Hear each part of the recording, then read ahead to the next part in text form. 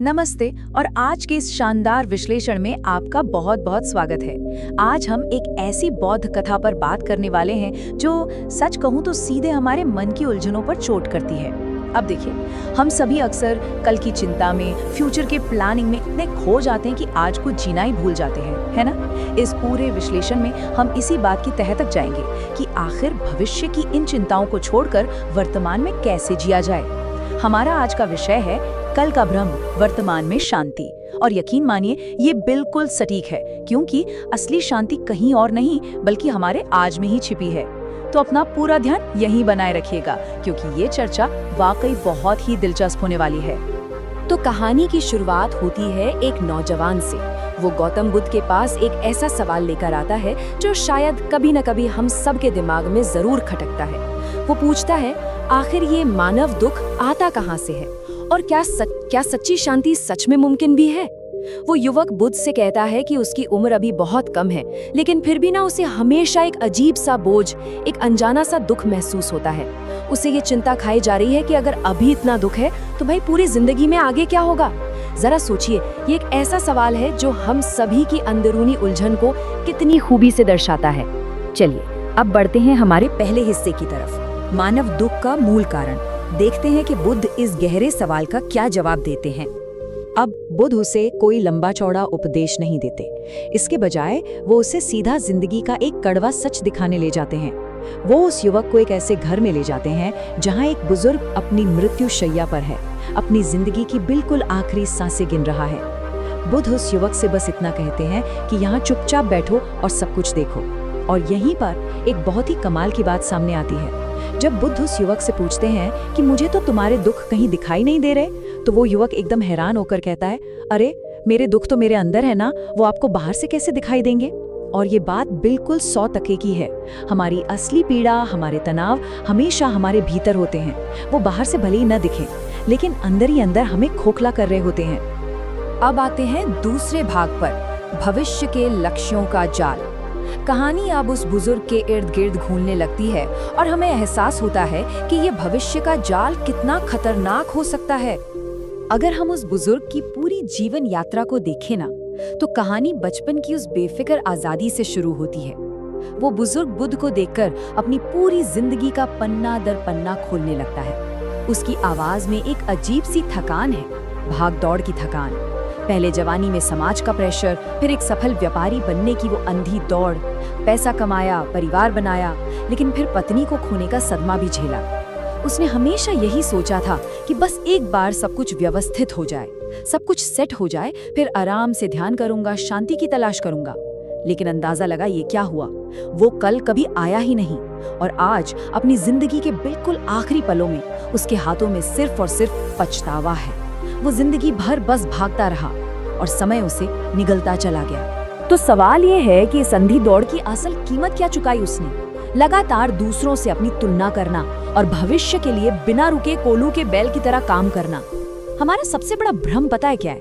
हम सोचते हैं बस ये काम पूरा हो जाए फिर मैं चैन से जीऊंगा। लेकिन असलियत ये है कि जब वो काम पूरा होता है, हमारा दिमाग तुरंत एक नया लक्ष्य खड़ा कर देता है। इसी माया जाल में इंसान पैसा तो बहुत जोड़ लेता है, लेकिन अपना सबसे कीमती समय, अपना आज खो देता है। वो कल की चिंता में इतना उलझ जाता है कि सुकून उससे हमेशा के लिए मीलों दूर चला जाता है। और यहीं पर हमारे सामने एक बहुत बड़ा विरोधाभास, एक गहरा अंतर खड़ा होता है। एक तरफ है वर्तमान में जीना, बिल्कुल उस बुजुर्ग के बचपन की तरह, जहाँ कोई लालच नहीं था, छोटे मोटे खेलों में ही दुनिया भर की खुशियां मिल जाती थी। और दूसरी तरफ भविष्य के लक्ष्यों के पीछे अंधी दौड़, जहां सिर्फ लंबी लंबी योजनाएं हैं, समाज का दबाव है और अपनी खुशी को हमेशा कल के लिए टालने की एक बुरी आदत है। बचपन इसीलिए तो इतना प्यारा होता है ना, क्योंकि बच्चों के लिए कोई बीता हुआ कल या आने वाला कल नहीं होता, उनके लिए सिर्फ आज होता है।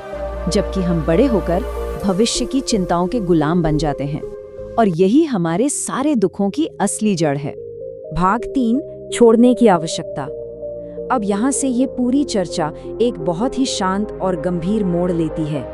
उन आखिरी पलों में उस बुजुर्ग को अचानक ये गहरा एहसास होता है कि उसने जीवन भर जो कुछ भी बटोरा है ना, उसमें से वो एक तिनका भी अपने साथ नहीं ले जा सकता। वो बुद्ध के सामने हाथ जोड़कर एकदम लाचार होकर पूछता है कि क्या मरने से पहले उसे सच्ची शांति मिल सकती है। बुद्ध बहुत ही करुणा से भरकर उस बुजुर्ग से कहते हैं, तुमने जीवन में जो कुछ भी पाया या जो कुछ भी खोया वो सब इसी दुनिया का था और वो यहीं रह जाएगा। हम इंसान हमेशा खाली हाथ जाने के डर से कांपते रहते हैं, लेकिन सच तो ये है कि इन भौतिक चीजों को, इन अटैचमेंट्स को छोड़ देना ही सच्ची शांति का इकलौता रास्ता है। क्योंकि जो चीज हमारी है ही नहीं, उसे मुट्ठी में भींच कर रखने से ही तो सारा दर्द पैदा होता है। सब कुछ छोड़ देने की इस कला को समझे बिना शांति कभी नहीं मिल सकती। अब आप सोच रहे होंगे कि मन को खाली करने का मतलब आखिर है क्या? इसका सीधा सा अर्थ है ये स्वीकार कर लेना कि हमारी ये सारी सांसारिक उपलब्धियां अंत में जाकर अर्थहीन है। मोह को छोड़ देना ही शांति के लिए सबसे जरूरी कदम है। जब इंसान को ये समझ आ जाता है कि जीवन में कुछ भी हमेशा के लिए पकड़ कर रखने जैसा है ही नहीं, तो उसके मन से सारे फालतू सवाल अपने आप गिर जाते हैं। इसी को मन को पूरी तरह से खाली करना कहते हैं। ये बात समझ लेना ही हमारी सबसे बड़ी उपलब्धि है कि बीते हुए कल का बोझ और आने वाले कल की चिंता, ये दोनों ही बिल्कुल व्यर्थ हैं। उस बुजुर्ग ने बुद्ध की इस बात को बहुत गहराई से अपने भीतर उतर जाने दिया। उसने महसूस किया कि अब कुछ भी जानने या पाने के लिए बचा ही नहीं है। उसके सारे सवाल, अंदर की सारी बेचैनी जैसे धुएं की तरह हवा में गायब हो गईं। और जैसे ही उसने इस शून्यता को, इस खालीपन को गले लगाया, आप यकीन नहीं मानेंगे, उसके चेहरे पर एक गजब की अपूर्व शांति छा गई। बिना कोई और सवाल किए उसने एक हल्की सी मुस्कान के साथ अपने प्राण त्याग दिए। ये घटना इस बात का सबसे बड़ा सबूत है कि सच्ची शांति पाने के लिए सब कुछ छोड़ देना और मन को पूरी तरह से खाली कर देना कितना जरूरी है। और अब हम आते हैं भाग 4 पर, वर्तमान में लौटना। वो नौजवान अब तक ये तो समझ चुका था कि शांति छोड़ देने में है, लेकिन अब सवाल था कि इसे अपनी असल जिंदगी में कैसे उतारा जाए। उस युवक की उलझन बिल्कुल जायज थी। वास्तव में कोई वर्तमान में कैसे टिका रह सकता है? हम सब जानते हैं कि हमारा ये दिमाग एक बेकाबू घोड़े की तरह है। ये या तो अतीत की यादों में खोया रहता है या भविष्य की चिंताओं में गोते लगाता है। हम काम कुछ कर रहे होते हैं और ख्यालों में कहीं और ही होते हैं। तो इस भागते हुए दिमाग को वर्तमान में यानी इसी पल में बांध के रखने का कोई व्यवहारिक, कोई प्रैक्टिकल तरीका है भी या नहीं? बुद्ध इसका एक बहुत ही ठोस और आसान समाधान देते हैं। क्या? अपनी सांसों पर ध्यान देना। इसके लिए कोई पहाड़ नहीं तोड़ने हैं, बस 3 बहुत ही आसान से चरण हैं। चलते फिरते, उठते बैठते सिर्फ अपनी सांसों को आते और जाते हुए महसूस करना है। जब दिमाग भटके, और वो भटकेगा ये पक्का है, तो बिना खुद को कोसे, बिना कोई फैसला सुनाए, बस आराम से अपना ध्यान वापस अपनी सांसों पर ले आना है। ये माइंडफुलनेस का सबसे कारगर और रोजमर्रा का टूल है। आप इसे दिन की किसी भी गतिविधि के दौरान कभी भी कर सकते हैं। लेकिन 1 मिनट, सांसें ही क्यों?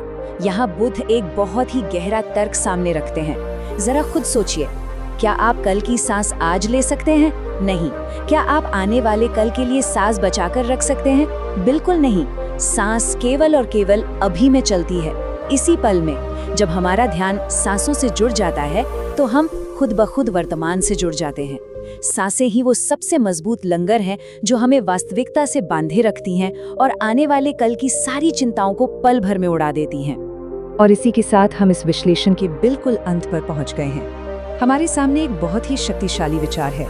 कल एक भ्रम है, सांस ही सत्य है। जो समय अभी आया ही नहीं, उसकी चिंता में वो समय खो देना जो अभी हमारे हाथ में है, इससे बड़ी नासमझी और क्या हो सकती है। हम सभी को खुद से ये पूछने की जरूरत है कि क्या हम भी उस बुजुर्ग की तरह सब कुछ बस कल पर टाल रहे हैं, या हम आज की अपनी सांसों को, अपने इस पल को महसूस कर रहे हैं। इस विचार को अपने साथ रखिएगा और कोशिश कीजिएगा कि अभी इसी क्षण से वर्तमान में जीना शुरू करें। आज के इस विश्लेषण में हमारे साथ जुड़ने के लिए आपका बहुत बहुत धन्यवाद।